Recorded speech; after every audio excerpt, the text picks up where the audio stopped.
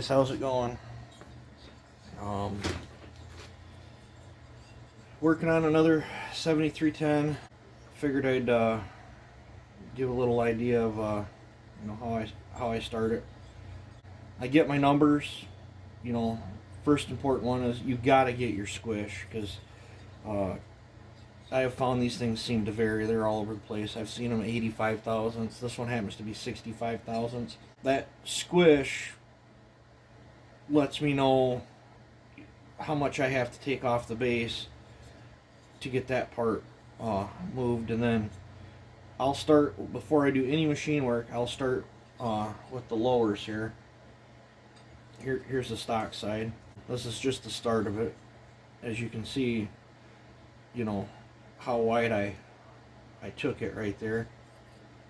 And I use, a lot of times I'll use that big oinker right there. And because I got to machine this, I'm not worried if I mar this up. So after I get down there a ways, and then for my rough, I normally go into about the height of that divider right there, and then I'll adjust it later as I get my squish done. But I will actually rest the shank of that tool right on there so I can hold it nice and steady, and then that way I can work, and then I can get that, it acts as a straight edge guide, so you got nice clean grinding marks. So it's if you freehand it there, it'll end up being all whoop-de-dooey. Figured I'd jump in here and make you guys a vid on this one that I'm porting, and I'll go a ways, and then I'll jump back into it and give you guys an update and explain more of what I'm doing and how I do these. And then when I get closer, I'll tell you the numbers and how I get these 7310s to run. Just finished up the other side. Got them both the same height. So the next thing on my to-do list is, now I'm going to come in here and I'm not going to pop these caps. My very first one of these saws, I popped these caps, and then I roughed all this up, and then I filled this in with that it's like an aluminum braze or whatever, that low temp aluminum weld stuff. I essentially filled the entire cap level with that stuff, and then I went in there and did all that work where, how you did it, you actually grind into the outside air. On my other build, I did not do that. I did work from inside of here, but without popping them and not getting too aggressive and burning through.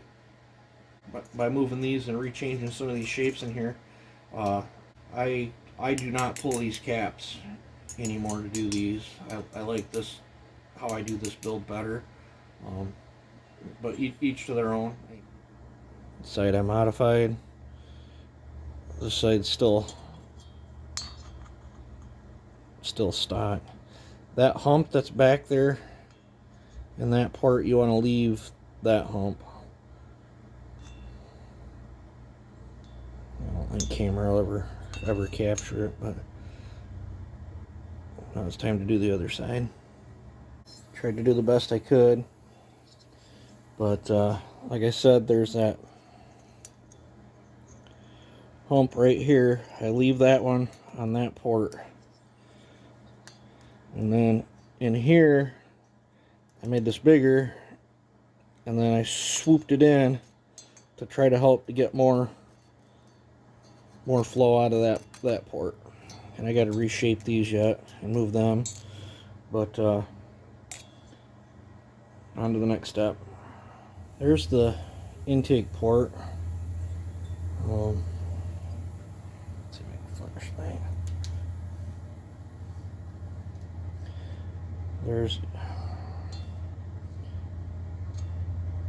just a hint of what I did. And I don't do as big as ears in the corners on this model. Now I already know where I got to take this exhaust to because I've done enough of these. But there's a lip right around in there. And for my starting point, I'll go in and I will take the port out to that lip, but I do it on just the right angle, not to tip into the port too much, so I'm not cutting too high. But my goal is to get that out of there. Alright, see how you can still faintly see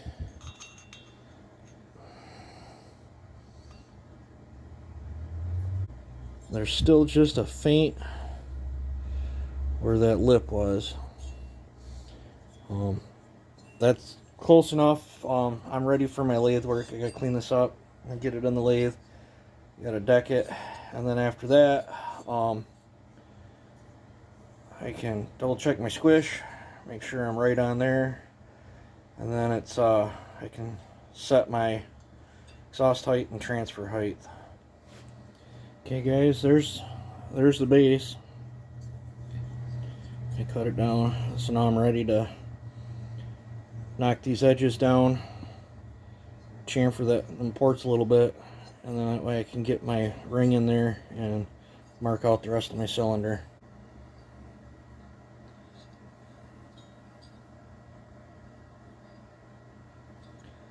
It got the transfers moved where I wanted them, shaped the way I wanted them. Intake's done at a 60 grit finish. Exhaust is done, smoothed up, polished up. Let's talk about, I hope I got you in view there, that these holes were about right to here, so I enlarged them. These were teeny weeny. I opened them up a little bit, enlarged this. I made each one of these the same height, and then I polished the top of the piston. But that's the piston work that I do to them 7310s. I mean, I would like to come all the way down into here, but if these weren't here, I probably would do that. I just don't want to take too much strength away and have that wrist pin area come busting out of there. These things are under so much stress, you know, flip-flopping directions, whatnot that is put on these pistons and connector rods and stuff is just absolutely tremendous. But so I just thought I'd show you that. And this is the finished product on the cylinder. I'm gonna work on getting the saw together, and I'll start on the muffler.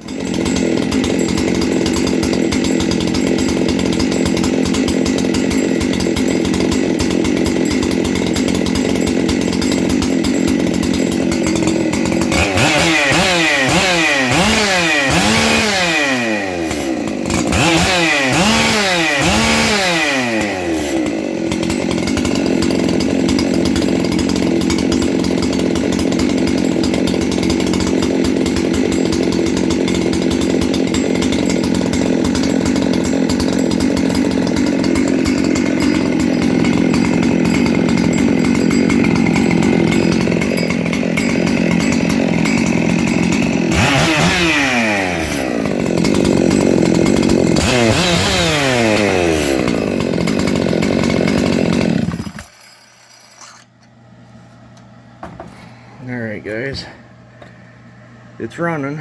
There's my muffler mod. I don't know if you guys can see in there or not. There's its first run. I still got to tune it and dial it all in. Yep, there it is.